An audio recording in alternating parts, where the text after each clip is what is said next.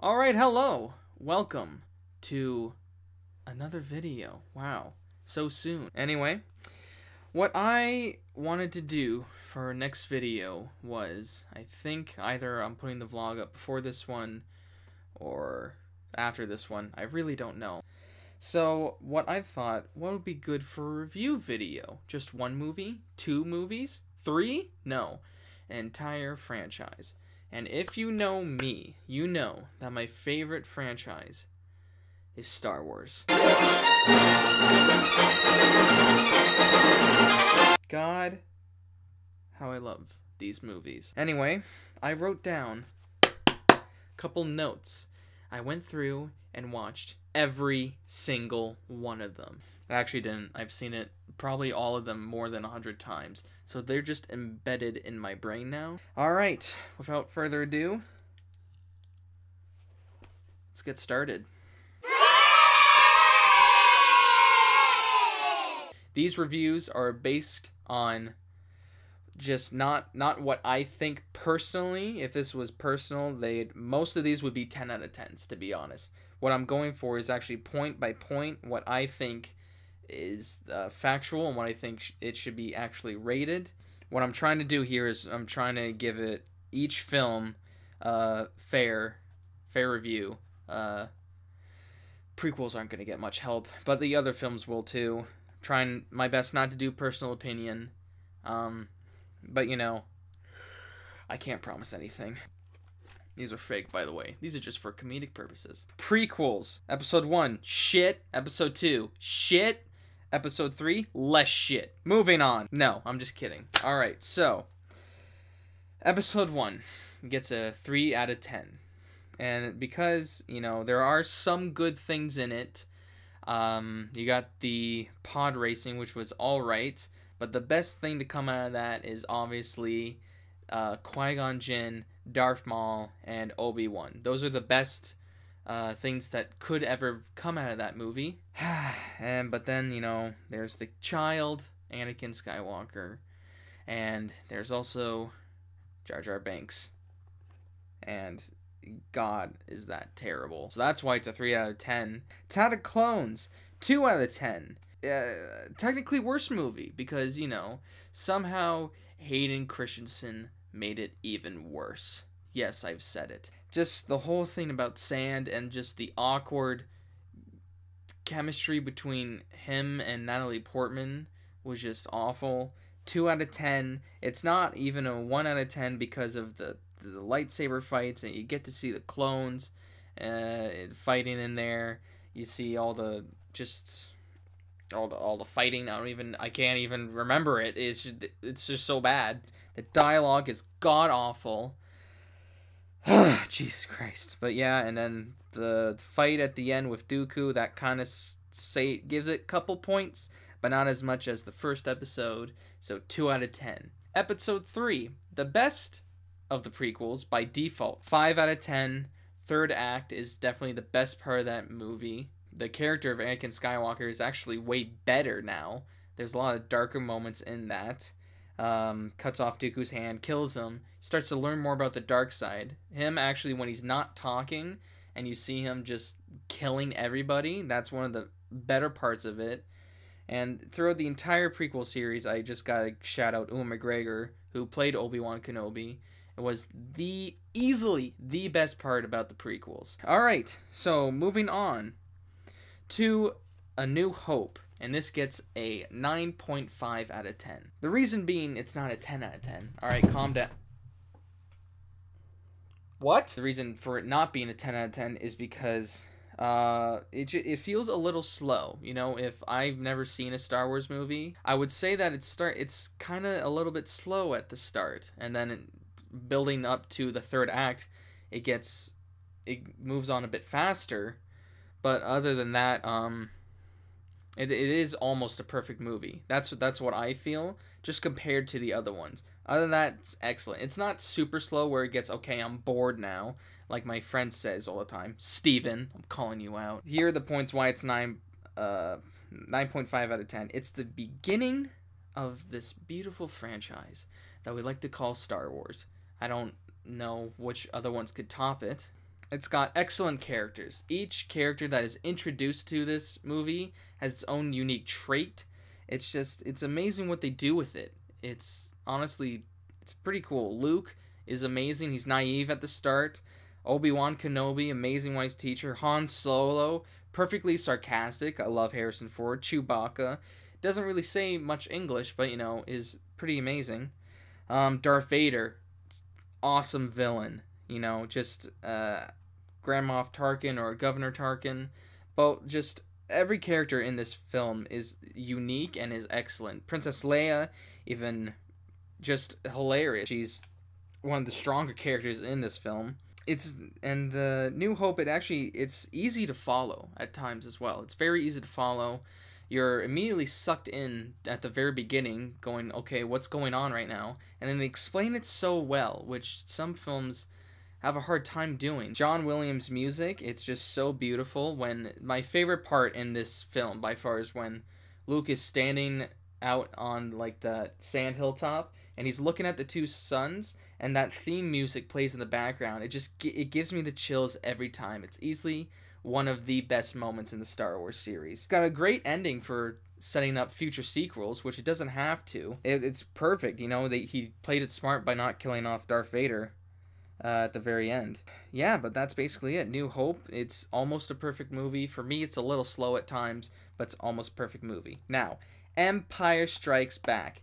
10 out of 10, okay? It's a better story, better character development. They're way more interesting. C-3PO and R2-D2, they're still okay. It's darker, which is amazing. The opening scene at Hoth is absolutely amazing, seeing those AT-ATs. Darth Vader, even more powerful than ever. The Yoda scenes are the best part of the film. They are the best parts, and I'll tell you why. It's not just about, it's not about just fighting. He actually tells Luke how to use the Force. The lightsaber fight between Darth Vader and Luke Skywalker is amazing in so many things because there's so much conflict. The choreography in it, it's pretty amazing for the time. And that big that big reveal that I am your father that no one saw coming. It's a better story throughout. So that's why I think it's a better film throughout. Going on to my personal favorite of the entire film franchise is Return of the Jedi. But again, try not to get personal, making it an 8 out of 10. I try to go through the facts to make it seem better, to make it, it is I will agree, it is definitely the lesser of the three originals. It's my personal favorite because I just love when film trilogies or franchises they have an end movie and they just make it perfect. And I think this was almost a perfect ending. Now, why it's an 8 out of 10 is because the second Death Star, it's pretty weak, but it's somehow even more iconic. It's like half broken, and there's just this sort of eerie to it, where it's just like, holy shit, there's another Death Star. It's going to kill us all again. Okay, so what also destroys the film a bit, makes it an 8 out of 10 instead of 9 or a 10? The fucking Ewoks, man.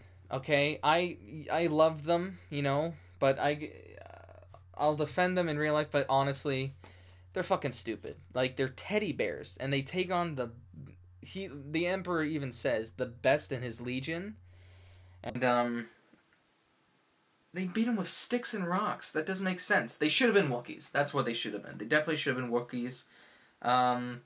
Some of the scenes on Yavin 4 were okay. The shield generator part, the chase scene on the bikes, those were pretty cool. The lightsaber fight on the Death Star, it was a lot weaker from The Empire Strikes Back. That's because there's a different director, but it's even just as iconic than The Empire Strikes Back one because there's even more conflict. There's more anger being put into it. There's more, you're my dad, you should be, what the fuck, man? But I think what saves the film most is making this from an average film. It's the opening scene. It's Jabba's palace. It is the perfect opening. You know, Leia sneaking in, Luke's got this plan here, you know, you got Lando coming over here, there's just so many different things that are bundled together to make just a perfect opening. Boba Fett dies as he lived, like a bitch, alright? Let's be honest, he's a terrible character. He doesn't do anything in the movies. The only thing he's done is put a tracking device on the Millennium Falcon. The rest Darth Vader does, okay? He's not cool. Everyone stop defending him. I think it's just a perfect ending, you know? Luke going back to Yoda, confirming it, talking with Ben Kenobi, you know, it's just... As the trilogy went on, even more and more character development happened, which is what you should do. It's what I don't like about some movie franchises today. They don't change anything. They don't really add anything. You care about these characters with each new movie, and that's what I love about it. It's fantastic. So that's the original trilogy. The original trilogy is definitely a 10 out of 10, full on through. And now let's get into the newer ones. First being Force Awakens, 9 out of 10. Now, when I've seen this movie like about 5 times. 3 of them went in the theater. I love this. It's just like New Hope. It's very similar, but it also... People complaining that The Force Awakens is too much like The New Hope. That was the point! It was to get you familiar, because it's been 30 years until... Well, not 30 years. It's been like 10 years until an actual good Star Wars movie was made. And that was the whole point of it. And I hate hearing that excuse.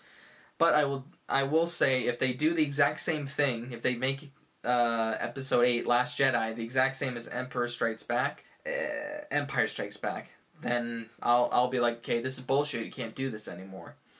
The Rey and Finn are excellent characters. I love how they're both diverse. They're both strong characters, no matter what. Rey is just an amazing character. Harrison Ford. I haven't seen Harrison Ford act like so well in a while, and then I saw this movie and he did amazing. The story, it's similar, but it adds new points on, which gives it a 9 out of 10. The villains are a lot weaker than the originals. Kylo Ren being the only exception. I think he's very different from the originals, which is good. He's not supposed to be this badass Darth Vader that's way too similar. You know, he's kind of conflicted, and then when he, you know, spoiler alert, finally kills Han Solo, that ferments himself into being evil. And just the whole backstory with Rey, you know, that lightsaber scene where she grabs it from the chest, that whole like flashback stuff when she fights Kylo Ren, and then she like uses the Force to grab the lightsaber. You hear that music again. It's just it brings back so many memories of watching the originals. It's so great. BB-8 with that lighter thumbs up, that was hilarious. I was on the floor laughing in the theater. I just think it's a great movie throughout. Rogue One. I had very mixed feelings when I first saw this movie, you know, and I recently just watched it today just to familiarize myself, and upon a second viewing, I actually enjoyed it even more. So what I have for it now, it's a 7.5 out of 10. It's lesser than, I think, Force Awakens and the originals, but not by much. It's very similar. The movie does a fantastic job of familiarizing you with the universe. But what it fails to do is make you care about the characters as much as you did in the originals. That's what I think the problem of this film was. On the box cover of the Blu-ray, it says one of the best Star Wars films yet. I highly disagree with that one. It's because of the characters. If you are basically telling a story and itself while not telling it with the characters, they're not going to be strong characters. Like Jyn Erso, she doesn't really make like she changes her emotions like back and forth all the time. She's like, no, I'm not gonna fight for the rebels, who cares, the Empire, whatever. And then like 5 minutes later, she's trying to rally everybody and like quick. But I know that wasn't the point of Rogue One. The point was to show you the Death Star plans being given to the rebels so they could fight, destroy it. And that's what saves the film. The third act saves this film hard. Oh my God, the space battle on the beach, it's the best action I've seen in a Star Wars film for like years. Darth Vader in it. This film makes Darth Vader scary again. I'm gonna flat out say that. I have no problems with it besides that the characters were a bit weaker. It's a lot darker. I'm glad that Disney was okay with being this like really dark. Some of the rebels are kind of not all good, you know. What's his name? Like Captain Cassian or whatever his name is. The Jin's friend basically kills a rebel spy at the very beginning, you know, so he doesn't get caught. So that it's a lot darker, and you kind of go along with these themes, and you see that not everyone in the rebels is great. You know, there's a lot of conflict. It focuses a lot on the military aspect of Star Wars, which is fantastic. It's darker, which makes it way better. Saw Gerrera, Forrest Whitaker's character in it is just like, why are you even there? Some of the characters you feel like you want to feel emotion for these characters. You do a little bit, tiny bit, but because there's not much development with them, you don't really care that much that they all die. You care a little bit, but not that much. So, closing out, what I say is Star Wars is an amazing franchise. If you haven't watched the Clone Wars show, it's like 6 seasons, it's on Netflix. It makes the prequels watchable. It makes the story arcs better, and it gives you so much just lore to the universe. It's a fantastic show. It's on Netflix. Please go watch it if you haven't. The new show Rebels, it's the first season sucks, I'm gonna be honest, but the rest of the show, it's getting a lot better. You know, they're introducing more and more characters from the past. You know, it's familiarizing itself more with the original series. You're seeing a lot more characters pop up. I love Star Wars. I love this franchise. Those are my reviews. If you have any suggestions for me to review any other movie, show, I might do a whole season of a show. If you like this video, please give it a thumbs up, and also, if you're new here, subscribe. What are you doing? You like this video? There's more of me, and more of me to come. But, again, this is a very long video. Thank you guys for watching, and I'll see you next video.